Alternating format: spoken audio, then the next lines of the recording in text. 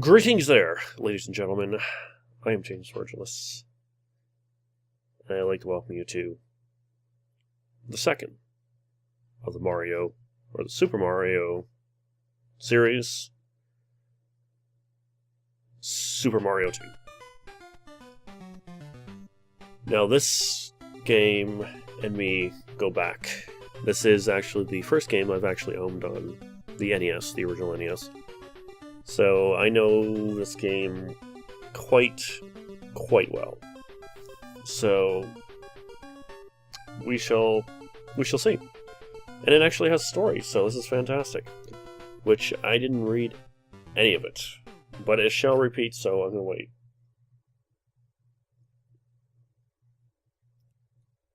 So I will be doing one thing. I will be doing every level, no warp zones. And I will be doing, and I'm going to be skipping the story here. I'm going to be doing every stage with different characters, but I'm going to be doing. Everyone's going to get their time to shine. So there's a total of 20 stages, and I'm going to be doing each 5 stages with each character. They're not going to be repeating, or like I'm going to do princess and then princess and then princess and princess and princess. And I'm going to be doing them kind of like in a rotation. That's what I'm going to do. And this time I'm going to read the story. When Mario opened a door after climbing a long staircase, in his dream, another world spread before him. He heard a voice call. Okay, well, screw that. It's going way damn fast. But anyway, it's basically that Mario stepped up to a staircase, kind of woke up, and then realized, oh, well, he needs to go up the staircase again. So let's go up that staircase. And go. So we have a paired player select in this game. Very different from Mario 1. As a lot of sequels in the good Nintendo lore have, a lot of sequels to their first games are very different. Is that a good thing? A bad thing? Who knows? I personally think that a lot of the sequels in Nintendo are actually fantastic, but that's me. Nevertheless, so we have Mario, we have Luigi, Toad, and Princess, which is known as just the Princess Toadstool, or just the Princess. And depending on what it is, we got Mario, which is kind of a standard character. You'll be able to pick up stuff in this, so he has like average stats all around. Luigi can obviously jump higher. His picking power is not as good, but he has good jumping power, like I said. Toad can't jump for beans, but picks up amazingly fast, and also is overall faster too. Princess can't really pick up too well. She's somewhat fast, I have to say, but her key is mainly that she can float for a little bit. That's mainly the thing. I just want to get that out of the way while I can do this. So we're going to start with Mario, so let's go. So you get worlds. 3 stages per world instead of 4. You don't have fire flowers, but we can jump on enemies and pick them up. And we mainly use enemies or vegetables or things that we pick up from those little moving plants, and then we can use that as weapons also. Like that, and like this. So those guys with the masks are Shy Guys. This is the first game that they're actually appeared in. And the bird with the mask is Tweeter, which is not really too much. So I just skipped over what I just did. I got a potion. When you drop the potion, a door appears. You can go into the Subcon Land. Subcon Land is where you can actually get mushrooms, and you can get coins for a bonus game into each stages. Mushrooms increase your hit bar, I guess, and that's on the side right there. The diamonds. And basically, if you go down to 1, you turn small. If you just get hit with 3, you'll just get hit. So after defeating kind of 8 enemies, you'll actually get a heart appear at the lower end of the screen, and a heart restores one of those diamonds. I'm just talking just like a madman. Alright, so here's a 1-up. We got a POW block, which mainly is a screen clear. So, if you were looking for hearts, that's probably a good way to do it. We got cherries. If you got 5, you'll get an invincible star, which I will display in just a moment. We got bombs, which basically do what they say. Basically, boom. We got turtle shells, which basically go along, and you can actually kind of surf on them a little bit. We got big vegetables, which are the ones that are going to be difficult to get out of the ground if you have someone who doesn't pick up too well. And you got small vegetables, which are just easy to pick up, and everyone can do that. So we're going to get our 5th cherry, which is star comes at the bottom of the screen, goes back and forth, and we collect it. And we got a sick beat going on with our invincibility. No, seriously, if we kind of just stop it, you can hear that beat going, like just kind of like the drums going there. Like the bongo drums. It's a sick beat, I have to say. I always enjoyed it. So the thing I just knocked out, basically, just totally is a ninja. Also, the first appearance of them in the series. Now we can go over here, and this is going to be a shortcut. But I don't really want to go this way, but I will show how to get it. We bomb it, we let go, and we bomb the bombable wall. This is boss music. I am just going to basically show where this is. Remember that head for later, folks. And I didn't want to sound like that, but anyway. But we'll go bomb this wall. And I'm doing so much here. But yeah, this I'm going to probably speak about more of the actual experience and stuff after I can get through all the gameplay and tutorial stuff and blah blah. So basically I also want to point out that do not fall in pits, and you're very capable of falling in pits. Like, even in ladder-wise, you think you're safe? No, you can fall in a pit very easily in this, so... Let's continue. Okay, so we got this potion. We're going to put it about here. We are just going to get the mushroom here. We're not going to get any of the coins, which are the plants. The plants are the coins in Subcon. You can only do it twice.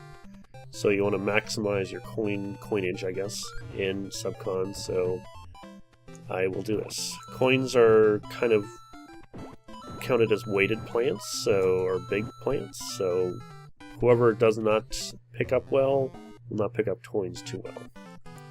I'm looking at you, Princess, mainly. So if you know that there's going to be a lot of plants in one stage, especially with the Subcon area, you probably want to go with someone that can pick up them very easily. Like I said, Mario's very average, so that's cool. That's fine. Like, that's the amount of plants are fine. Oh, we have Ninja, awesome. As far as I know, Ninja's only in Super Mario World. Only in the other appearance. Shy Guys are, like, everywhere in the Mario games. And I just missed a heart. Fantastic. Anyway, so we got Hoopster. Or was it Hoopster? Yeah, it's Hoopster. Which aren't plants, but we can also use them as elevators too, which is fantastic. No, really, they're awesome for elevators. You know, you're just being lazy. Okay, so we got boss music. And here we are, back at that eagle face that I said, remember that face for later. So here's our boss of the stage, which is Birdo, for yet the first appearance of him also, or her, depending on how you view that. I still, to this day, don't know if I should call it a male or female. But nevertheless, we hit 3 eggs at the boss, get the magic crystal, which you can actually see him, her holding, and we do it, and we go in the mouth of the eagle. And then we have bonus chance, which there is a kind of a trick, which I do not know how to do, so you're going to see me fail a lot. So if you get 3 of a kind, you'll get 1 up. If you get a cherry in the front, you'll get 1 up, like that. If you get 2 cherries, you get 2 up. And if you get 3 cherries, you get 5 up. That's pretty much all I need to say. So it doesn't matter any 3 kind except for cherries, basically. I think my record for the first stage here was getting 30 lives, and that was not knowing any kind of trick. That's pretty much it. I remember playing this game so much, and it's like, oh yeah, I remember this stage, and I remember getting 30-odd lives in just the first, in between this stage and the next stage. And I'm like, okay, that's awesome. Okay, so we are going with Mr. Toad for the next stage, because he is a good fast picker-upper, and I need someone with a lot of oomph in his picking up skills. Here is Pidgey, who rides magic carpets. We got Beezles, which are basically flying Shy Guys, I'm assuming. So if you pick Pidgeot, I think that's Pidgey, or Pidgeot. Pidgeot or Pidgey, one or the other. Off his magic carpet, you can actually fly it, which is great. And we can take this, get our first mushroom, and we shall go down the vase, I guess, and collect a 1-up, get a Tweeter, and just throw them at a random thing. We can actually get this thing by just power jumping, which I totally forgot to mention. If you hold down until you start to flash, you'll kind of go in power jump mode. But as soon as you move, it cancels out, so it's just for the standing still. So we go down this. I'm talking at a mile a minute because I'm just kind of... We basically collect a key, we get this weird mask following us called Phanto, which I have to say is a lot more creepier than the original game this is from. And then we use the key on the locked door. Phanto, I should point out, if you leave the area without collecting the key, Phanto will take it away and you'll have to get the key wherever that key was again. Just saying. Blah blah blah, yakety smackety. Oh my god, so much. Holy cow, I just can't wait until I can stop actually saying stuff. Now those guys shooting the bullets in that kind of... Those are sniffets, which I believe they're in other Mario games also. Again, a first appearance. And this is our second mushroom location. I'm still not getting any plants because there is a key plant location. Yeah, that's a sniffet right there. There are ones that go back and forth, and there's ones that just kind of just stand still and jump and shoot. Jump and shoot. Yes. Can never get... whatever. Anyway. We'll get the Shy Guy, put him there. So you see all these plants? Don't hit any of them. Don't take any of them out. Because we're gonna need them for this potion. Now there is, I want to say, there's only 2 mushrooms per stage, except for one stage in particular that I know that there is only 1 mushroom. But mainly there is 2, so if you're going to keep on looking around for mushrooms, there you can only get 2. Of course, this is like a 20-year-old game. Almost, or like almost a 30-year-old game. So if you don't know that, there's the GABA remix of it, which allows you to have more than 2 mushrooms. So, but that's a totally different game. Well, actually, kind of is, because I'm just going to do that because I want to get the cherry, and I just want to mainly show you that if you do it a 3rd time, you'll just get small vegetables, that's all, which you can't do anything with.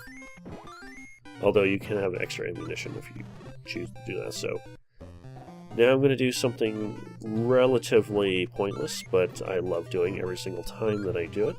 We're going to collect the star. That was very perfect timing, actually. I didn't really expect to. And the locked door becomes just a doorway afterwards, after you get the key through it. So we're going to take this invincible star, and we're going to run our ass off. Run, and right into Birdo. 1 hit. KO. Oh yes. Love it. Now there's only a few stages where you can do that, which I just absolutely love. And we're doing making good time. I'm going to just go for the worlds, basically. So every episode's going to be per world, instead of doing like a 15-minute video or something. This one's probably going to be slightly longer for mainly the intro and basically trying to get all this stuff instead of me just playing basically the game. Because if I did just play the game, I'd be zooming right through it, even collecting everything.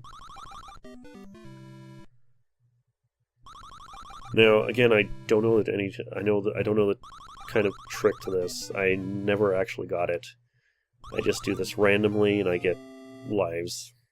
And oh, there you go, 3 of kind, awesome.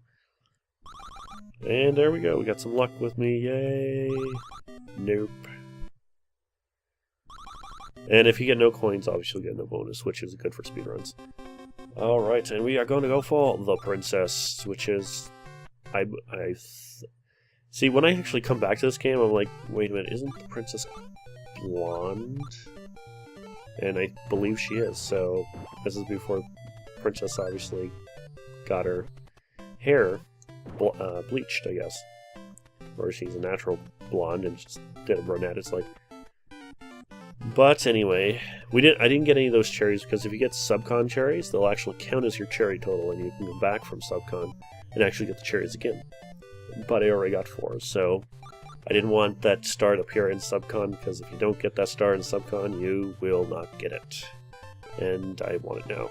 Yeah, and we got Trouter, that's the fish that's coming out of the water. And that's the display of Princess's flying power. And that too. She's good, like, overall, but not picking up, and this is pretty much where I'm going to show it. Like, this is, look at how slow she is, but in every other aspect, she is fantastic, I have to say. And I also failed to mention, if you pick up 5 big vegetables, you'll actually get a time clock, which stops. It's funny to see the Trouter just kind of stuck in midair there. Oh, a nice ninja. Oh! Almost 4 in a row. Awesome. That's great. Okay, so I'm going to go back out. There's just nothing but vegetables over here. And the stage just kind of ends here. Now, there is a certain thing at the end of the stage, but I'm not going to do that until the bonus episode, so... But I'm going to go back and get here. I don't know, like, there's a lot of spots you can probably get coins, but I prefer the one where it has probably the most plants to get them, and I kind of like this spot, because I can get 5. I know I can get a guaranteed 5. You can do it here and maybe get 4, but I like back there you can get 5. Hey, it's 2 extra coins, why not? Okay, so we have a choice of going up or down, and I believe we can go down, but we're going to be really rather stuck, so we will take the up route, and we get introduced to well, first of all, another new enemy, the Spark, and another new accessory, the Mushroom Block, which is basically a block that looks like a mushroom, basically. That's what it is. They're stackable, and they can also be very useful for killing basically anything. There's not a lot that cannot be killed. And the great thing about a key is that you can also use it as a killing mechanism. And the thing is, you can drop the key and Phanto will leave you alone. Most of the time. But if you pick the key up, he will definitely come back at you with a vengeance. But the key does make a good killing mechanism. And let's just take a look here. You want to keep to the right, because if not, you're going to go ow, and you might lose your key too. Yes, I just love that rotating spike thing. It's like fantastic. It's like just little details missed. Alright. And I got my star already. That's not good, but anyway, I guess we'll use this to advantage. Alright, kill the tweet. Use the panel block on this, see if I can get a heart. Nope. Bastards. I'm not exactly too sure on how many enemies I've killed. Let's see, I'm just gonna float until I get here, see if we can get a heart. It's like to be full. Fantastic, awesome. Killing ninjas. I do have to say the ninjas that are moving are slightly annoying. Wow, we got no boss? Interesting. Nope. After, on the 3rd stage of each level, we got a boss, not just Birdo. Birdo's going to be the boss of most of the stages in between. But every third stage we get an actual boss. Which I do have to say, this is Mouser. The cool, rad, bombing rat from below, I guess. I don't know. Guess so. Basically, just hit him with bombs, and 3 hits and he's gone. Simple as that. And, okay, holy cow, we got bombs here if you want a bomb here. But that is pretty much it for this episode. I'm just going to finish off my minigame, see if I can squeeze a bit more lives. And hopefully I will talk about more about my experiences with this game, because I have a lot that I want to share with you guys. So I'll see you guys in the next one. Toodaloo.